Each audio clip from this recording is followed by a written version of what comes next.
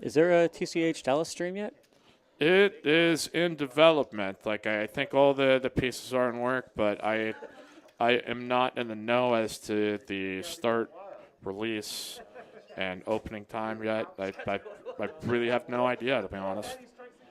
Hey, 4.99 super chat here from Charles Yarnold. What's going on, man? Thank you.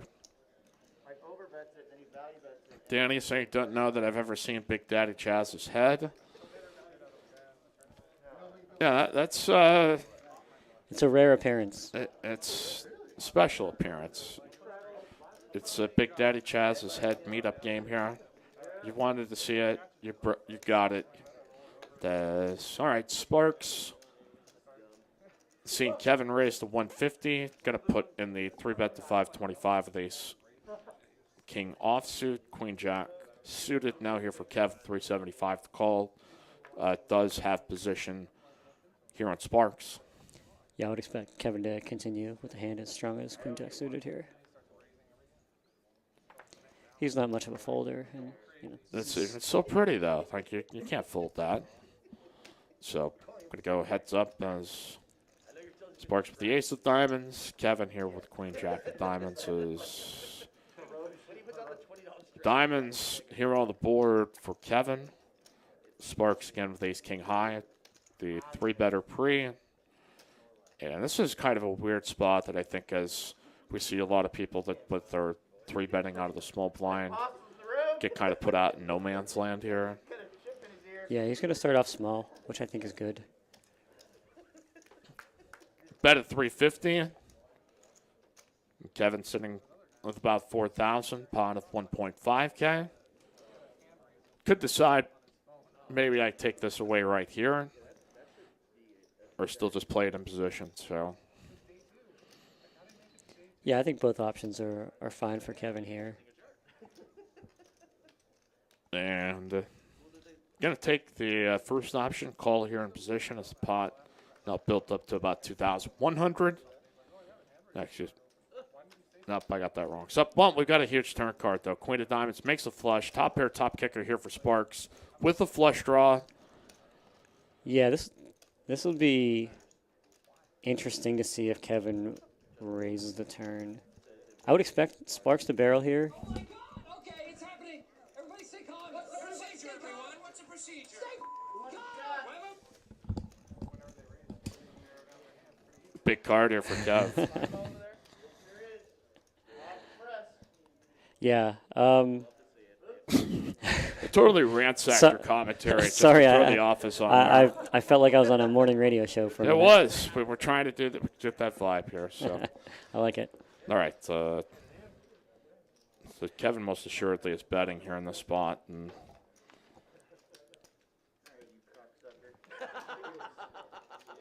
He was pretty small.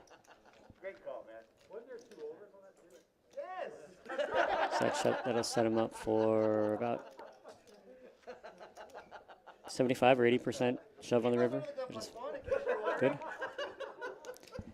Sparks, I guess you can check call here or check shove. Check call, I think I would expect, but I could be wrong. yeah, I think with 2.6 back, it's just the right enough sizing that I think both lines are fine. we'll see what we get here on the river. 3.5K pot and a The brick. more, sorry. No, go ahead. The more bluffy and aggressive he thinks Kevin is, the better check call is. If he thinks that Kevin is going to just check back a lot of hands that he would bluff, if he thinks Kevin is just going to stab turn and give up on the river, then check shove is a bit better. Kevin's going to get paid off. Yeah. Have you seen Greg Goes All In? The comedian guy from Canada that's always making make. I have not. Yeah, okay. Wow. We can introduce Bones to this. Asian guy. Oh, does he make parody videos? Yeah. He makes some of the parody videos. Like this is what vloggers sound like. Oh, okay. So I gotcha. Yeah, I haven't I haven't watched it. I'm aware that it exists. Yeah. We've mentioned it, so that's Yeah, that's a high praise from you. Like if you know stuff exists, it's gotta popped up it's on got my. to be a big deal. Yeah, I mean, At least. And I'm not he, saying that begrudgingly. I'm just saying like he's hit the right algorithm on YouTube. it's somewhere between the NBA fights and Yeah, uh, somewhere between Live at the Bike and NBA fights. 9/11 truth videos. And Oh yeah. we got 509 Bryant 3 betting 300. That was probably Pete Carroll's feat actually. So Believes that jet fuel doesn't burn that hot and believes in running on first down. maybe that's why Russell Wilson wants to get traded. Because he Hey, doesn't want to do it anymore. like imagine that being your head coach. Yeah. All right. So Kevin is, man, this is a tough spot for Kevin. This is kind of grimy. Brian has been pretty close to the vest so far, and Kevin is a bit stuck. Yeah. Looks like Kevin's probably gonna get stacked here, or he's probably gonna have to get the chips in. Yeah, $500 pinks being splashed out there. Dante stuck in between with tens. His hand, unfortunately, he got knocked out with in the big tournament yesterday. I think to aces kind of got Holy cooler, shots. if I recall. Yeah, this is a tough spot for Dante. Like, it's a fold, but yeah, he's saying 4-bet, and Dante's a pretty tight player in general, and given his physical reaction here, I feel like he probably thinks he's given away too much here to continue. It's just a really tough spot, especially with guys as loose as Kevin. But yeah, it's a fold. I would imagine Dante will find a fold here. Jason Cummings asks if I ever played Live at the Bike. I have not. I would very much like to. I just haven't had the opportunity to be in LA and have free time. Good fold by Dante. Yeah, lay it down, pocket tens.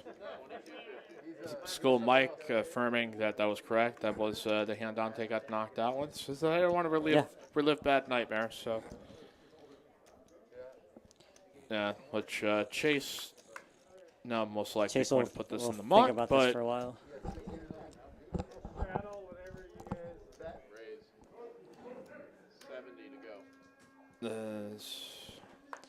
Taking his time. Maybe he might not even know it's his action here. So that does happen every random now and again, but he does. Maybe he just loves the ace-10 suited.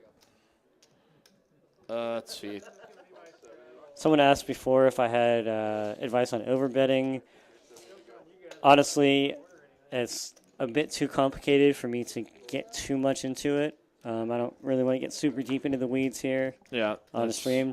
Just the times where you want to overbet in general are the times when you are much more likely to have the nuts than your opponent, and it's a good opportunity to put pressure on his weaker hands with your strong range.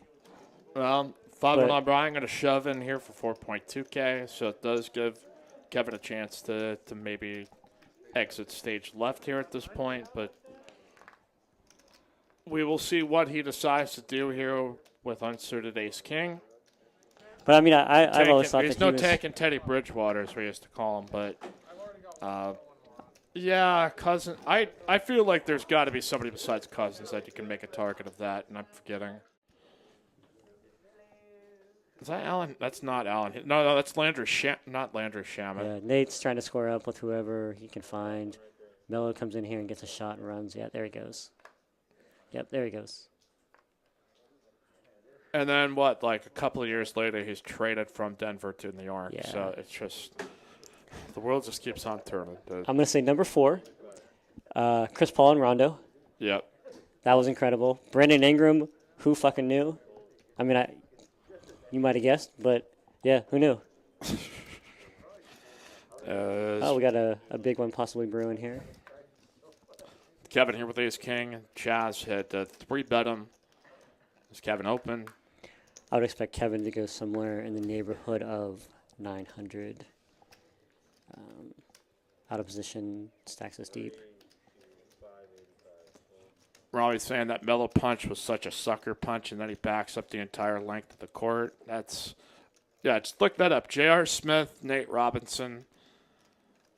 And I know, like, but back in, like, the 70s, 80s, you know, when you had Kermit Washington, Rudy Tomjanovich, like, Yeah. I mean, they used to seriously, like, just try to damage each other then, and then. There's a really good one of Kareem and I believe Kent Benson, where Benson elbows Kareem in the sternum. Kareem takes like a half a step back, pulls back, and just blasts the fuck out of him. Breaks his hand, so now Kareem is out. At this point, like, Kareem is like far and away the best player in the league. Like, he just has won every MVP he was in like the one of the 70s. greatest of all time. Like, Right, this is like in his prime. There's nobody in the league that's fucking with him except pasty ass Kent Benson, and he figured out what's what. All right, Chaz.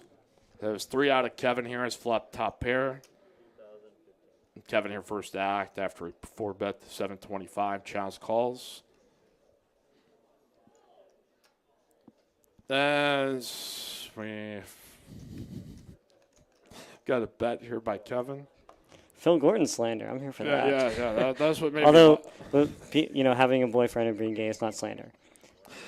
But yeah, That's just so random. All right, bet is 625. this is pretty. I would expect Chaz to just go ahead and call here. You don't really want to raise and get blown off your hand by, you know, a hand that you have decent equity against.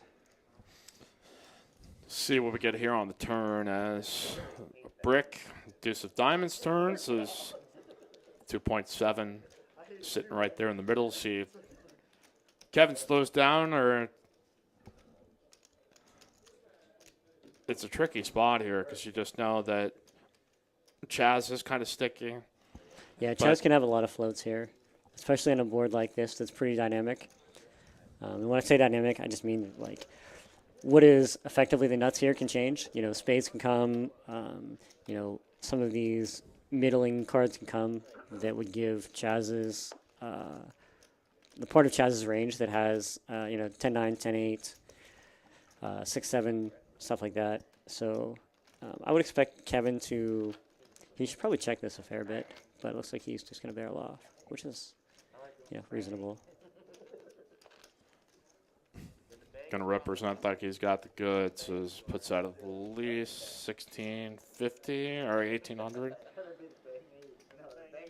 Puts Chaz in a tough spot here, but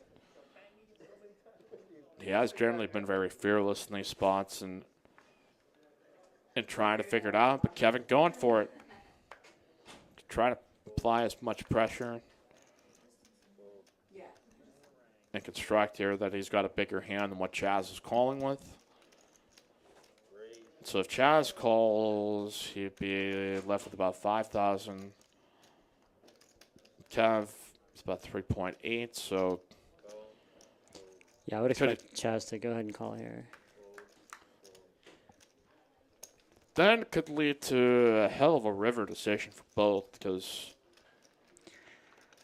Yeah, this is going to be a tough one for Kevin on the river. there's a nod as okay, 6.2 being gathered up there off to your left. Seth shows a river, and it is a 3-ball. So Kevin do it one more time, and if he does, is it enough to get Chaz out? And those are the two biggest questions here, because I think Kevin could make a bet, but it just seems at this point, with the run out that it is as it is, unless Chaz really picks up that it's Queens plus, that Kev's going to get picked off here. But Yeah, let's see if Kevin. Yeah, Kevin's just going to give up. it's just as tough of anybody to get a bet through in the spot as there is on the table. And you might hold on some hope that maybe his ace-king still could be So there's of a hand like ace-x of spades that maybe has not paired. there's no chance that Chaz would check behind the river with a hand that loses to ace king. Parts. We got to raise up to 70. And here, Dante. Dante You gonna get a little spicy? Maybe feeling like, all right, maybe I could take advantage of the A little situation. spice? Poker Llama, I think, has a decent No, question. he's just going with some salt. Yeah, just some salt. All right, okay. How do you determine what a good price is to pay for coaching lessons if it's your first time? So, So one man, player, but I'm gonna tell you this: if you have a really good coach, the value will outstrip anything you pay. If you have a weak coach, then like you might get a few nuggets here and there. So you kind of want to be careful what you pay, I guess. Yep. But I would say that making sure that the coach is familiar with the games that you play and has an approach that makes sense to you, that you can learn from, is way more important than the price points. I don't want to tell you to like go out and pay some like Yeah. 3 rig, $1,000 an hour or whatever. But I've gotten coaching. I've had coaching a few times in the last year or two, and then I had a bunch at the start of my career, and I don't think that I ever thought that I overpaid. But I selected the people that I got coaching from pretty seriously. Yeah, they're looking people with people with a distinct background, and I think you also want to just try to find something that resonates with you, and that's whether it is just like a training site or just like an actual coach that's gonna do Zoom meets with you, go over hand histories. Like there's do your research. I think just because there's so many people out there that can propagate things into being like, I'm doing coaching, and they're like, are you really, like, echoing your point, like, getting something out of it versus, we got a cooler alert, though, here. 2 pair here for Kevin with ace and 9. Chase has turned kings and 9s. And front door spades out here, and Chase, after calling the raise, is going to lead out at it here, and it's So like Kevin's not like thrilled about this. The obvious hand is Jack 10. Jack 10 without spades would certainly Yeah, even take this just to take it. Yeah, even with this lead, even with Jack 10 of spades could take this line. I think Kevin is still going to want to get all in here. I mean, Chase. Did Chase put out a bet yet? Yeah, it looks like Chase did. Yeah. He put like something like 450, I think. I think it's like 900. Oh, okay, even bigger than that. Okay. Yeah. And I think Kevin is probably just going to want to jam here, but he's not going to be like that excited about it. Yeah, so he is going to put in the rip. He gets beaten in the pot. Once he sees the hand, he's going to be pretty fucking excited, though. It's going to be like, what? I expected to be in way worse shape here. He's going to see kings and 9s, aces and 9s. Just got to fade a running king.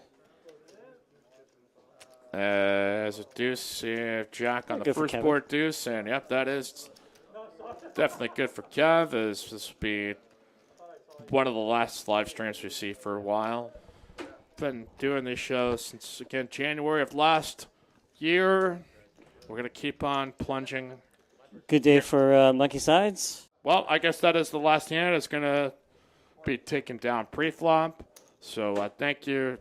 Again, happy birthday, Carolyn, for the billionth time. I know you recognize it. To Bones, their dealers, Floor, everybody here at TCH, and all of you, the chatters, the chat pros and legends, thank you so much for joining us. And as Mike Sexton would always say, may all your cards be live and your pots be monsters. Good night, y'all. Thanks, guys.